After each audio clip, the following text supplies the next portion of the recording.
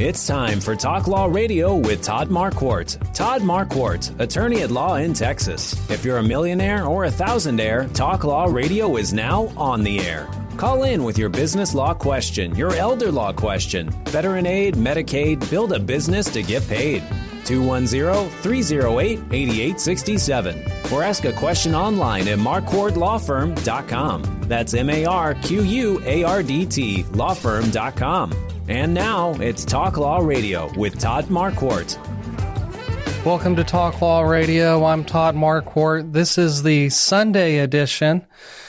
As you know, there's a Saturday edition also, so if you haven't heard me talk on the radio on Saturday, please tune in at 11 o'clock in the morning on 9:30 a.m. The Answer or 6:30 a.m. The Word here in San Antonio, Texas. If you're listening on podcast or YouTube, just know that there's more episodes that you can access. Just go to talklawradio.com. You can search for archived episodes there. Search for the legal terms that you're interested in learning about, and you can find more. Also, send me some feedback about what you're interested in by emailing me at host@talklawradio.com. That's HOST@talklawradio.com. Today is going to be a great show, as you know. Last week, I talked about the codification of the Texas Business Judgment Rule, and today I'm going to talk about some other new Texas laws that have been codified. So this is your 2025 legislative update as it relates to Texas business law. So this law became effective, many of these laws, let me be clear, became effective May 14th, 2025, and directors, officers, and shareholders need to know about this. So listen up. But before we get started talking about the law, let's begin with prayer. Dear God, thank you for this day. Thank you for the gifts and blessings that you give to us. Please forgive us for our sins, for our mistakes, for doing the wrong thing or failing to follow your will. Please help me give good information about the Texas Business Legislative Update today. Help us to use the gifts and talents that you've given us for the good of your people, for our own good, and for your glory. In Jesus' name, amen. Now it's time to discover your legal issue blind spots by listening to me talk about the law on the radio. And like I said, we're talking about the Business Legislative Update. Texas legislature just finished its regular session, and it's right in the middle of a special session, but we're not going to talk about that. We're going to talk about laws that actually did pass the Texas House and the Texas Senate and were signed by the governor. So today's hidden legal issue is business law, and especially companies that are regulated by the SEC. They're on an exchange and they're publicly traded, or it could be a smaller business that's not publicly traded, or it could be a private business that's big or small. There are several legislative changes that allow you to change the way your business operates so that it's more difficult for shareholders to file suits against officers and directors. And so this also affects shareholders because it can be frustrating when you're invested in a company that's not running the way that you want to. So stay tuned. Also, you should be aware that Marquardt Law Firm sponsors the show, and attorneys at Marquardt Law Firm focus on business and estate law, including last wills, living trusts, tax-protected inheritance plans, also corporations and contracts, LLCs, family limited partnerships, and we can help those who are facing problems from lack of planning, like in district court, county court, or probate court. Back to the issue at hand, the Texas legislature has these new business laws, and some of them are regarding business-friendly governance, and that's just a general term. And what the governor and the legislators wanted to accomplish by passing this series of laws was to make it more attractive for businesses to have their legal entity filed in the state of Texas and to possibly have their headquarters here, have their officers and directors here to help create new jobs and to spur the economy. Okay, let's get into it. A lot of these laws were packaged under Senate Bill 29. And so it deals with formation, governance, internal management of domestic entities. In plain language, it changes some of the rules for how Texas businesses like corporations, LLCs, and partnerships run. One of those things is the waiver of jury trials.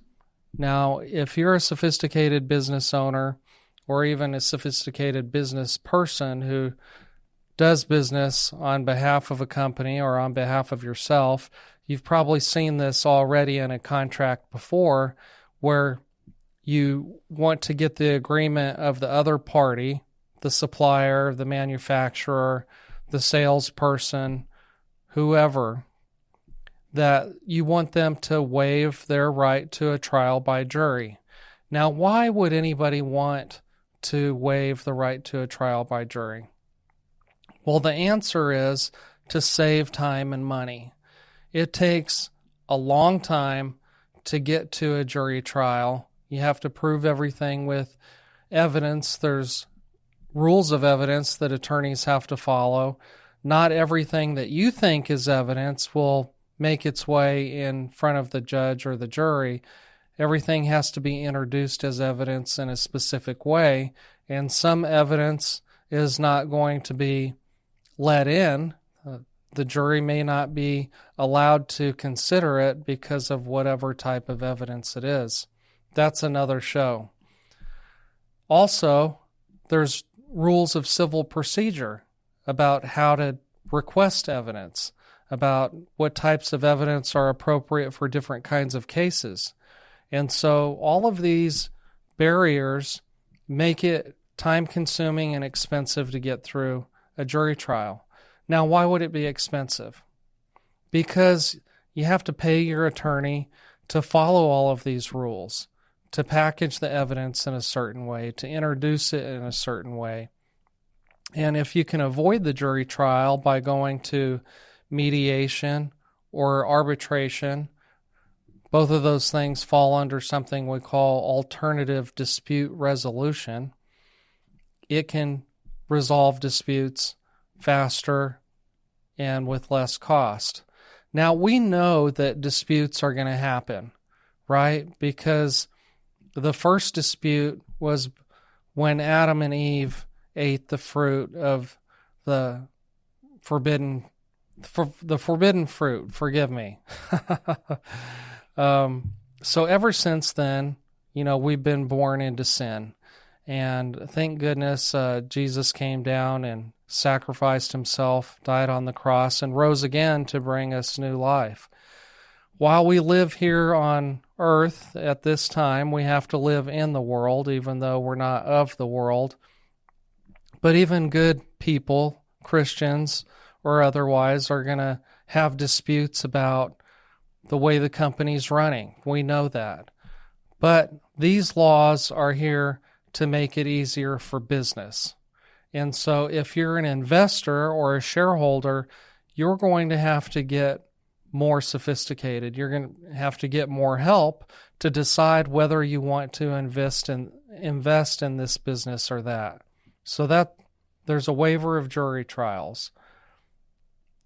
There's also a new rule that's codified that explains when shareholders are going to be allowed to get the corporate records. Shareholders that want to see the corporation's records must state a proper purpose.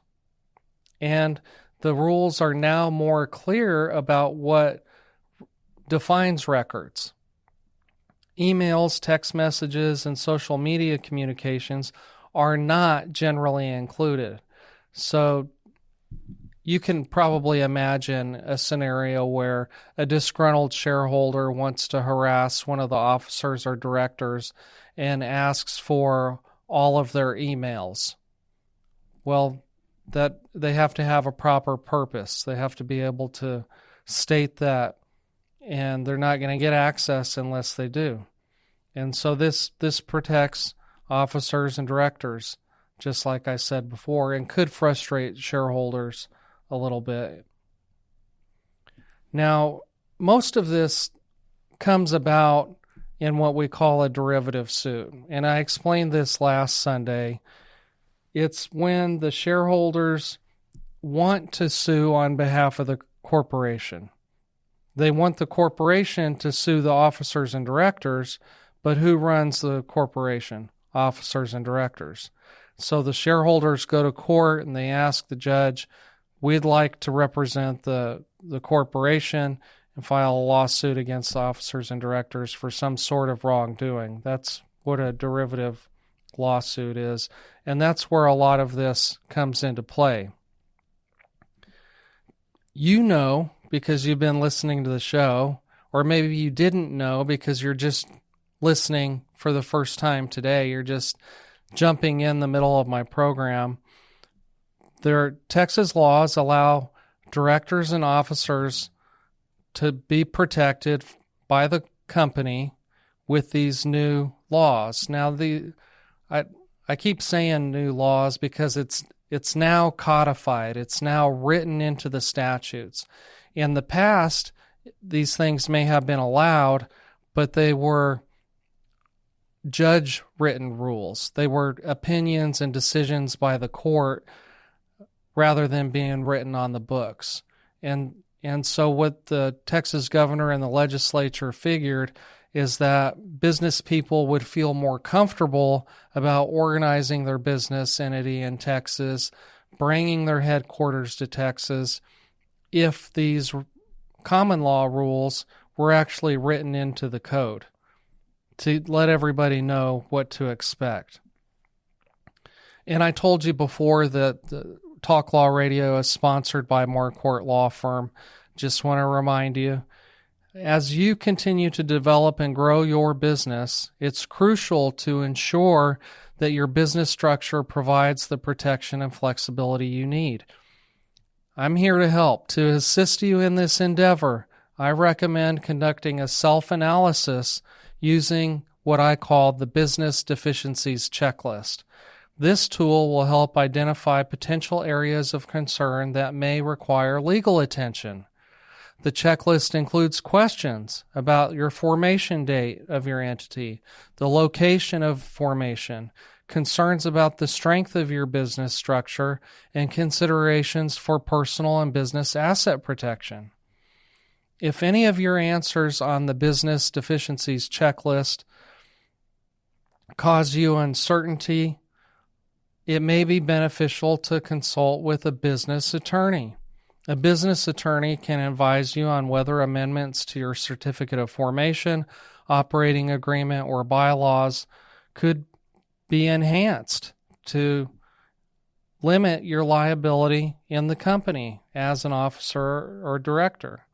And attorneys at Marquardt Law Firm focus on business and estate law, including contracts, corporations, LLCs, and family limited partnerships. How do you get the Business Deficiencies Checklist? It's easy. Email welcome@marquardtlawfirm.com. That's welcome at M as in mother, ARQUAR, D as in David, T as in Timothy, lawfirm.com. Type in the subject line, business checklist, and we will reply with the checklist attached. We look forward to assisting you in strengthening your business structure and ensuring your LLC or corporation provides the protection you require. Back to the program.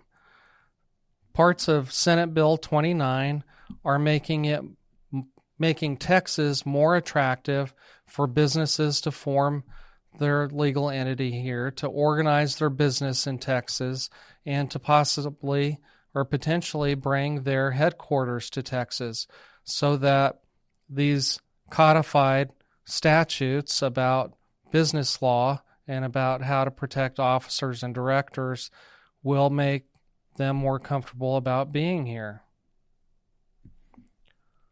There's a whole long list of things that I need to talk to you about, and so I'm going to talk as fast as I can. Last week, I talked about the codification of the business judgment rule. If you missed it, just go to podcasts anywhere you listen, search for Talk Law Radio, and find the episode about the business judgment rule. Or go to YouTube, search for Talk Law Radio, and look for the Lady Justice and the red, white, and blue logo. While you're there watching my video on business judgment rule, click subscribe so that you can receive an alert every time that a new episode is posted to YouTube. There's a new statute about derivative shareholder litigation reform.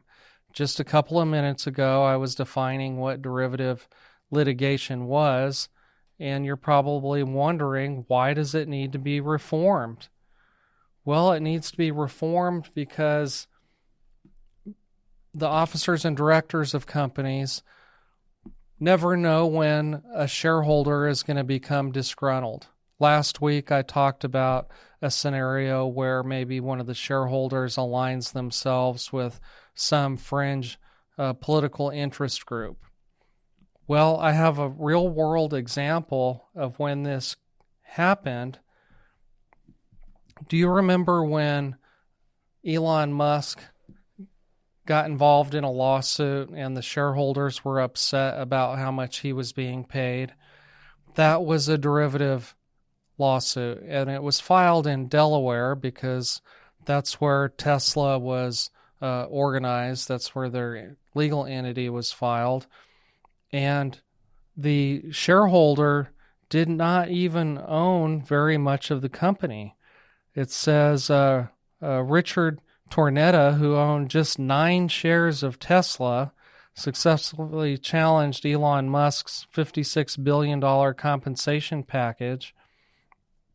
Well, thank goodness for Texas Senate Bill 29, enacted May 14th, 2025. Now in Texas, publicly traded companies or those who opt in can impose a minimum ownership threshold of up to 3% of outstanding shares for a shareholder to initiate a derivative lawsuit. This requires only those shareholders with skin in the game to be able to complain about what the officers and directors are doing. So that limits the number of people that are going to be filing derivative lawsuits complaining to the officers and directors. If you want to have a voice in the company, you're going to have to own lots of the company. 3% is quite a chunk of Tesla, because there's not that many people that can own 3%. You can do the math.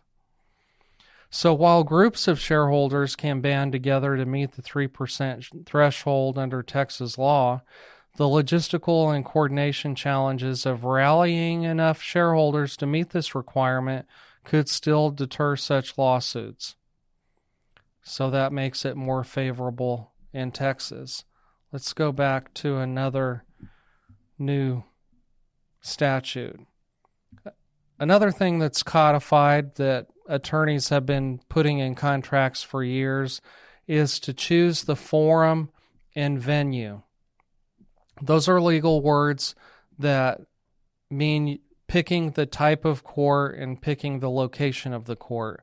And now in Texas, a company could put in their company agreement that they want all of these disagreements filed in the state of Texas. You don't want somebody from California filing a lawsuit in California just because they happen to be a shareholder in California and dragging all of the officers and directors to defend themselves in California. That's an additional expense. That takes a lot of time. And the laws of California may not or the courts of California may not apply the laws of the state of Texas. That's a whole nother show about comedy.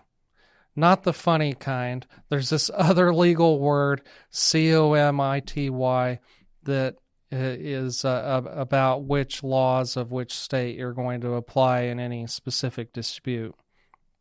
Something new that Texas came up with a year or so ago is a Texas Business Court.